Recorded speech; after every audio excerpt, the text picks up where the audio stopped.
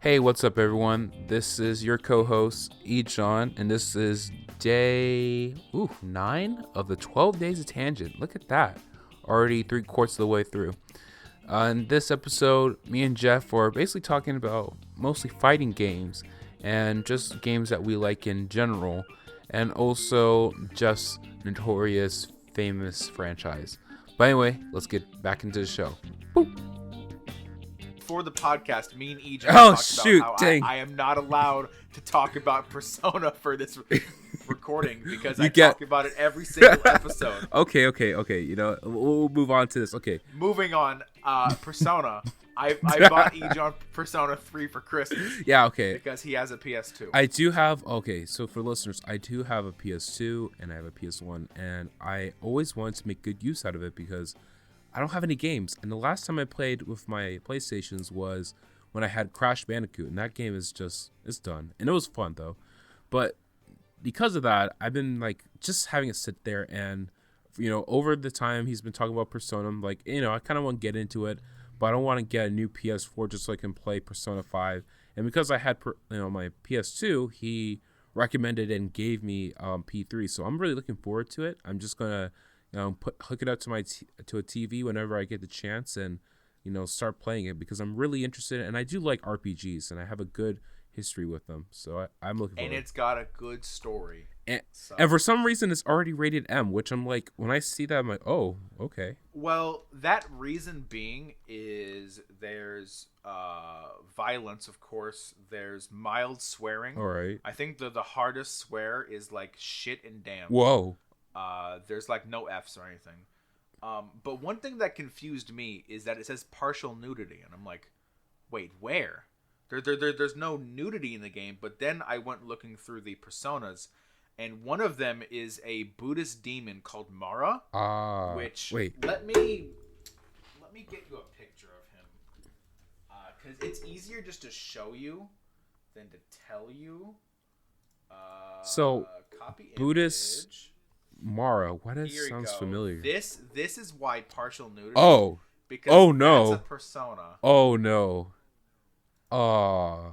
And don't worry, it moves. Oh God, no. Okay. I don't feel like I want to. I never got that persona because I don't want that thing at all. Oh God. Okay. I don't think I want to describe this to the list. I want to keep this episode as rated TV 14. Is what I'm gonna say. I just want to say very phallic. Very phallic. Very Japan, much tentacle. Oh my God, is this And you know what's interesting? I actually looked up Mara to see what it is. Okay. In Buddhism, and it looks nothing like that. Nothing. Wait, Buddhist Mara. I gotta check this out. Okay. Here is what he looks like. Yeah, I'm looking at the same thing. Like, this does not look anywhere like this. Well, Persona takes its own spins on things. Yeah, but this is a hard spin. Like, okay, the person who made this design for the Buddhist Mara obviously has some insecurity issues going on, first of all. And well, I believe that design has been around since like their first, because Persona is a not really a spin-off, but it's like a subgenre of the Shin Megami Tensei series. Shin Megami Tensei. And the first yeah, but those are all on Nintendo things, but I've never played any of them. I should check it out. What's it called? I've heard they're good, but they're a lot darker, and their combat is a lot different. So I might check them out after I'm done with the Persona series and with my giant backlog on Steam. Mm-hmm. So in maybe 8 years. Oh gosh. But apparently that design's been around since those, so they don't really like to change designs too much. Yeah, but it's like, yeah, I don't know. This whole tapestry is nothing like, and I'm looking at other photos of the Buddhist Mara, but it doesn't look anywhere close to this monstrosity. Here's Mara in HD in Persona 5. Oh gosh. Yeah, so getting back to the original point. Okay, so what have we learned today? Japan is weird, and some things. But they make good stories sometimes. Like Persona 3 is pretty good. And also, if I had to recommend good story, in my opinion, there was wow, it's blanking on me. Parasite the Maxim. Steins Gate is And Steins Gate. God. Oh, so you played through it? no. Okay. I'm like 5 chapters in, but it just takes so long to get through a single chapter. You could always watch the anime, but you'll spoil yourself. No, but I refuse. You should. That was a JoJo reference, by the way. I haven't. I'm still okay. In terms of the JoJo, I am. The JoJo, okay. The JoJo at the moment, I'm at part 3, and also Abdul just got game ended. Yeah, he got game ended. Advertiser friendly. Advertise. Yeah. But yeah, Abdul game end and press F for respects. It was sad, and obviously, Polmaref's gonna have to carry that weight. I sent that to you. You like somebody messaged like Abdul's dead. I'm like, yeah, Polnareff's gonna carry the weight. And your response was like, oof, or something like that. Yeah, I was doing like the Roblox oof. Yeah, of course. By the way, so Polmar. Well, I shouldn't spoil it myself. Let me. Here's the thing about anime. It's like if you say it, I will try my best not to. Okay. Or I just won't answer it. Go ahead. Okay. How badly does this affect Polmaref? Does he kind of like, oh, I feel bad, but I'm going to keep on going? Yeah, like, you can't really keep him down too hard, but it definitely does stay on his psyche of, like, I caused this man's death, and he was one of my friends. So, it definitely does, affect him, but things later in the story also affect him to a large degree that I can't go into. So... Well, I'll have to wait. But that a plot point of Avdol's death is not going to be dropped. It will come back. Okay, good, because that's nice. By the way, yeah. Since we're on the topic of, well, I guess we've been on the topic of anime for a little while. I do want to. Persona is not anime. Fight me. What? Persona is not anime. It's a game. What the? Okay. Just because it's made in Japan does not make it an anime. I understand Persona that. has anime adaptations, but it's not an anime. It's just Japanese. Okay. But I can also say that Pokemon isn't a cartoon. Just because it has a cartoon adaptation doesn't mean it is a cartoon. And you're right about that. Pokemon is a game. It's also an anime. Yes, but you can't say that all of Pokemon is an anime. Well, you can't say all of Persona is just a game. Yeah, you have the movies. You got the spin-offs. Well, there's only one. Well, there's technically 4 movies, and that's just for Persona 3, and I believe it's only in Japanese. Mm-hmm. There's the Persona 4 animation, the Persona 4 Golden animation. Remember when I said I wasn't going to talk about Persona? We threw this out the window at this point. the Persona 5 animation. There's the mangas. There's the Persona 3 manga, the Persona 4 and 5 manga. There's now the Persona Q2 manga. There are live stage shows that happen in Japan, apparently. I'm sorry. There's concerts. Okay. I don't know. I have not looked into those. But it's basically retellings of the game's stories through play. Oh. Or something like that. Okay. That sounds cool. There's concerts, which I've only seen a little bit of because in Persona 4 Golden, they include some of the songs from the franchise, like, in concert. Like, you can watch them from the main menu. So, yeah. I think that's it. Well, it's a lot. And just for, but it's mostly a game because it's what it's all based on. Yeah, but I'll say Persona is a big franchise. How about that? Is that the brand friendly way to talk about it? It is large. It is a large community. Breaking news. What's it called? Did we already talk about Joker and Smash? Oh, we haven't. I think we did. Have we? No. Because watching the days so far, we it hasn't come up, but I swore we talked about it. I don't think we did. I don't think we. Okay, well, if you're not following me on Twitter already, I already said my thoughts about it. I know we talked about a lot of things, but I haven't talked about Smash yet. I think. I don't know. Listen, sometime you can edit this out if I guess so. Maybe I have to go in my backlog. I won't put, but. I'll tell you this. Actually, since we're talking about Smash Brothers, I do want to talk about. I actually was able to play Smash Bros a little while ago at my friend's house. And it was fun. And I gotta say, You mean Smash Ultimate? yes, Smash Ultimate. Because you came over to my place a few days ago, and we played Smash. We played games. yeah, we played Smash 4, and then at my other friend's house we played the new Smash Ultimate.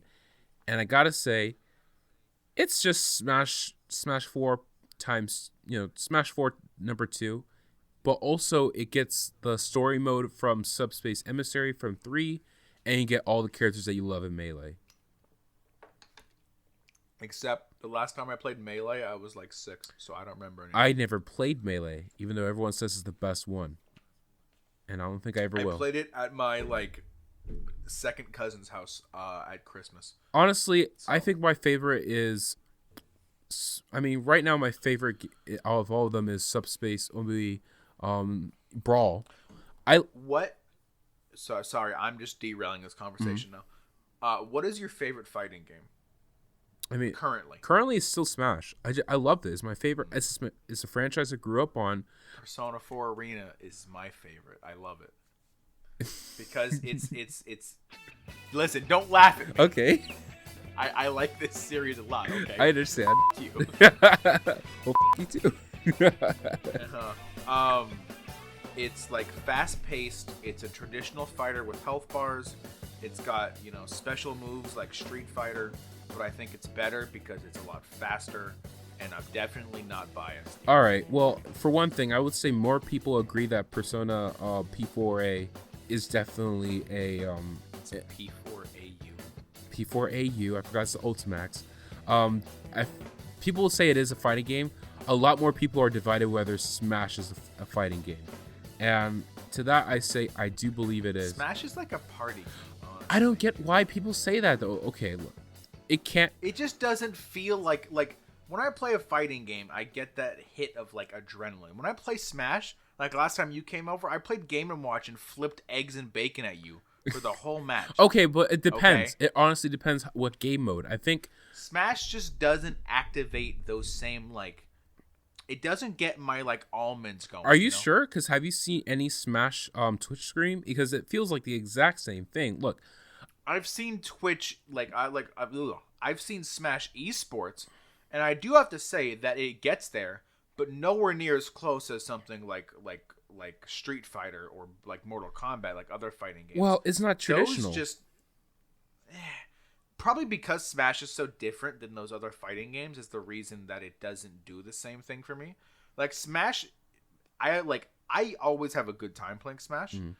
But I can't really reach those same highs, But I also can't really get mad while playing Smash, except when somebody plays Sonic, and then I get peeved because I'm Sonic. Because I'm good at Sonic. But here's the thing, all right?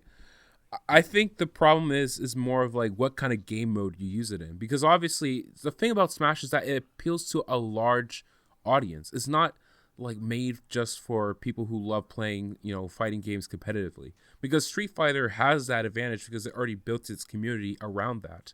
And others like Tekken do the same thing. And why am I forgetting a couple right now? Soul Calibur. Shoot, I was trying to remember that one. But yeah. You mean that one with the absurd custom characters? Exactly, which is, in my opinion, I think is hilarious. But that's the thing. It's meant to be, 1v1. And that's the traditional of most fighting games. But Smash can do the same thing. Smash feels like chaos.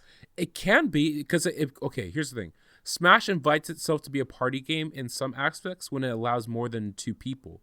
But competitively, if you want to, Smash can act like it. I think the best thing about it is that it's very flexible. If you want to start becoming more competitive, you can. If you want to just use it as a way to hang out with people, you can. If you don't even want to care about fighting, but you want to care about the story for some reason.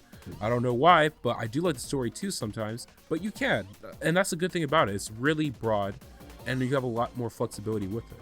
And you can build your own stages. I guess I prefer more specialized media. Yeah, I'll tell you this. There's a lot more. I think the other thing that Smash lacks is combos. You can't just do chains or unlock different combos or finishing moves. It's just a pre-standard set that you have to work with. Yeah, one thing I really love in Persona 4 Arena is I can get better at a character because I learn how to combo all their moves together. Like, for example, I like playing Kanji, who is your, like, grappler character. I learned how to combo his grab into a lunge, into a electric move, into another grab to take over half the enemy's health bar. And it's extremely effective, but it took a lot of practice and work.